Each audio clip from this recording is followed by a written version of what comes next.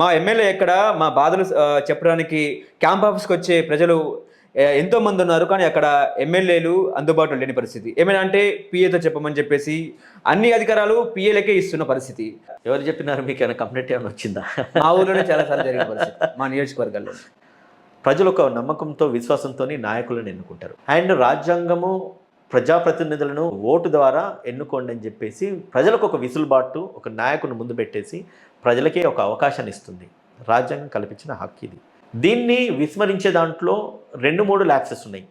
Party సమర్థమైన నాయకుడిని చూస్ చేసుకోవడం constituency కావచ్చు, సమర్థమైన నాయకత్వాన్ని ఎన్నుకోకపోవడం ప్రజల యొక్క వైఫల్యం కావచ్చు, ప్రజల యొక్క ఇమోషన్స్ని అడ్వాంటేజ్ కింద తీసుకొని వాళ్ళకి నచ్చిన కాన్స్టిట్యున్సీస్ నుంచి పోటీలు చేసేసి నాయకత్వం వహించాలని అనుకునే ఒక నాయకులు, ఒక ఆలోచన వ్యక్తిగత సరళి కావచ్చు. మా ఎమ్మెల్యే ఎక్కడ మా బాధలు చెప్పడానికి క్యాంప్ ఆఫీస్‌కి వచ్చే ప్రజలు